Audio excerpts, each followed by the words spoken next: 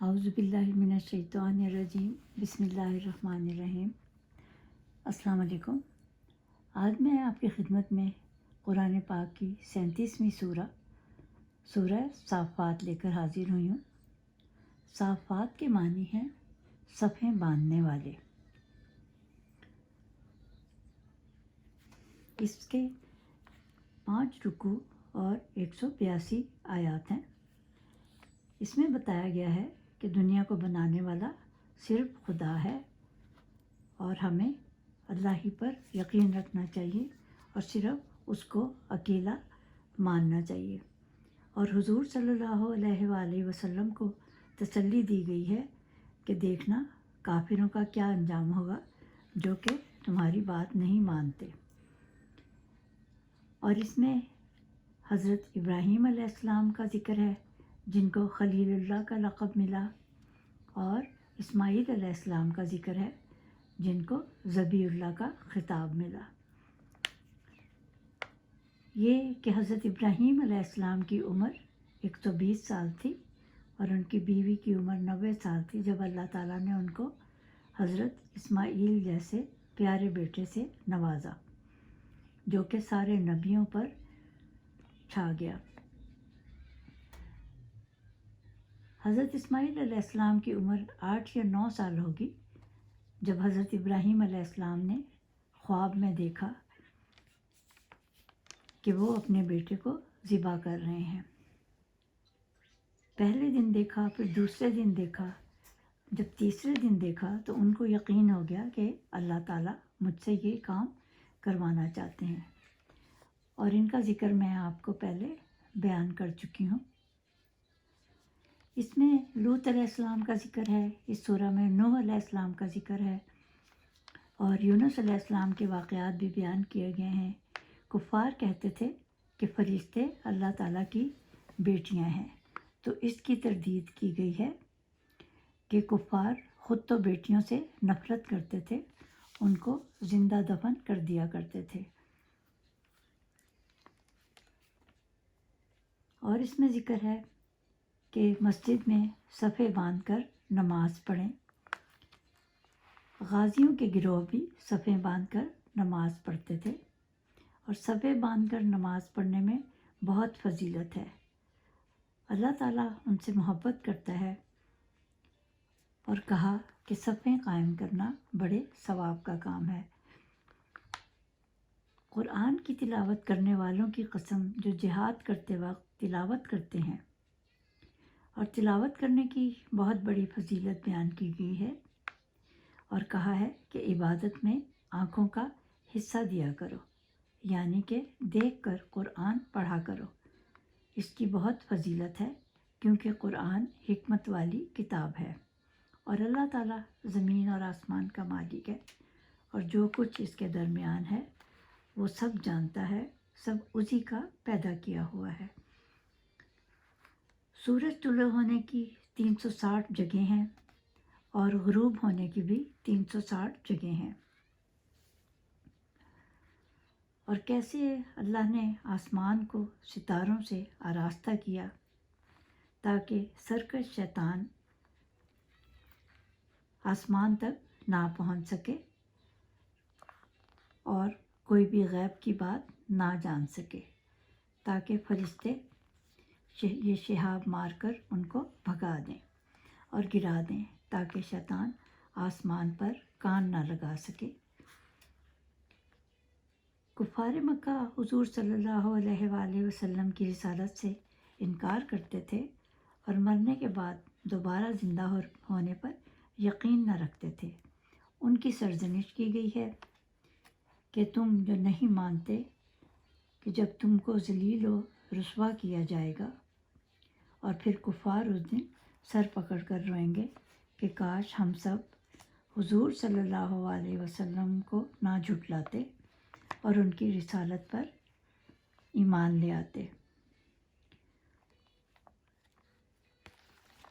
اور جن سرداروں کی وہ پیروی کرتے تھے وہ ان سے پوچھیں گے کہ تم نے ہمیں گمراہ کیا، یعنی ہر کوئی ایک دوسرے پر الزام لگائے گا، اور گمراہ کرنے والے اس دن مزہ چکھیں گے، جو حضور صلی اللہ علیہ وسلم کو دیوانہ اور شاعر اور جادوگر کہتے تھے۔ اور فرمایا کہ قیامت کے 18 نام ہیں۔ قیامت کے اور بھی بہت سے نام ہیں، مثلاً یوم آزفہ، یوم الوعید، یوم تغابن، یوم البعث، یوم طلاق، یوم الحسرہ، یوم الخروج، یوم العسیر، یوم الدین، یوم جمعہ، یوم المحیط، یوم العظیم، یوم حشر، یوم العلیم، یوم الفصیل، یوم المشہود، یوم الکبیر، یوم العقیم، یوم الحساب۔ اور بہت سے نام ہیں جو کہ کہا گیا ہے کہ کتاب ہے احیاء العلوم، اس میں سب قیامت کے ناموں کا بھی ذکر ہے، اور قیامت کے بارے میں احکامات بھی ہیں اس میں۔ اور کہا کہ قیامت کے دن سب سے پوچھ گچھ ہوگی، اور کافر گروہ در گروہ جہنم کی طرف دھکیلے جائیں گے، اور تمام لوگوں سے ان کے بارے میں پوچھا جائے گا کہ انہوں نے عمر کس کام میں خرچ کی اور کس بارے میں علم حاصل کیا، کہاں سے کمایا اور کہاں سے کھایا، اور جسم کس کام میں لایا۔ اور بتایا گیا ہے کہ حضرت ابراہیم علیہ السلام 7ویں نبی ہیں، اور انہوں نے اپنی قوم کو روکا کہ بتوں کی پوجا نہ کیا کریں، مگر وہ قوم نہ مانی۔ اور جب وہ لوگ اپنی عید منانے گئے تو حضرت ابراہیم علیہ السلام نے بتوں کو توڑنا شروع کر دیا، جو کہ کچھ لکڑی کے تھے، کچھ سونے کے تھے، کچھ چاندی کے، اور کچھ شیشے کے، اور کچھ تانبے کے تھے۔ کفار پلٹ آئے اور حضرت ابراہیم علیہ السلام کو کہا کہ ہم تمہیں نہیں چھوڑیں گے، کیونکہ تم نے ہمارے بت توڑے ہیں جن کی ہم پوجا کرتے ہیں۔ اور پھر ان کو کہا کہ ہم آپ کو آگ میں جلا دیں گے۔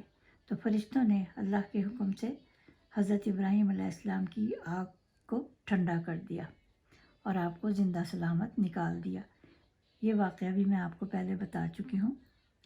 اور پھر حضرت الیاس علیہ السلام کا ذکر ہے کہ الیاس پر خدا کی رحمت ہو، ان پر سلامتی ہو، اور قیامت تک فرشتے ان پر سلامتی بھیجتے رہیں گے۔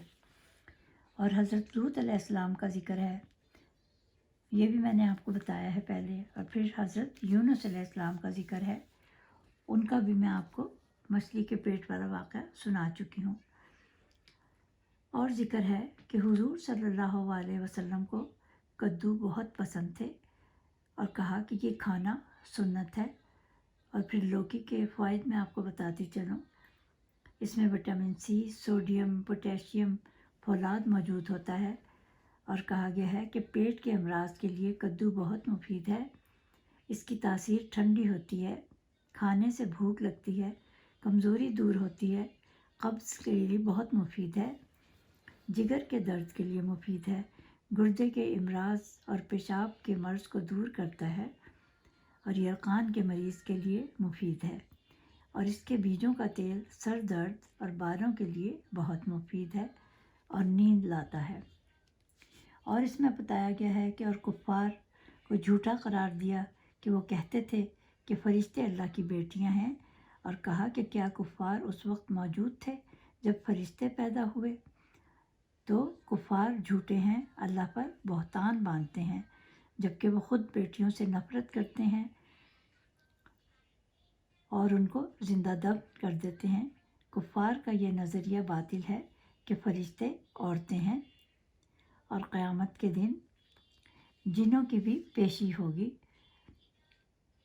اللہ ہر چیز سے پاک ہے، جو مشرکین مکہ کہتے تھے اور بیہودہ باتیں کرتے تھے، اور کہا گیا ہے کہ وہ لوگ بھڑکتی ہوئی آگ میں ڈالے جائیں گے۔ اور اس میں کہا گیا ہے کہ آسمان میں بالش بھر بھی ایسی جگہ نہیں ہے جس جگہ فرشتے اللہ تعالیٰ کی عبادت میں سجدہ نہ کرتے ہوں۔ پھر اللہ تعالیٰ کی پاکی بیان کرتے ہیں، جو اکیلا ہے، دنیا کو بنانے والا ہے۔ یہ تو تھا اس صورت کا خلاصہ۔ اب میں اس کے فوائد آپ کو بیان کر دوں کہ کسی گھر میں اگر جنات کا اثر ہے تو 7 دن تک تلاوت کریں اور پانی پر دم کر کے گھر والوں کو بھی پلائیں اور سب جگہ بھی چھڑکیں۔ اور کہا گیا ہے کہ جمعہ کے دن سورہ صافات اور سورہ یاسین کی تلاوت کریں اور پھر دعا مانگیں تو اللہ تعالیٰ اس کی دعا ضرور قبول فرمائیں گے۔ امید ہے آپ کو یہ سورہ پسند آئی ہوگی۔ اگلی سورت تک کے لیے خدا حافظ۔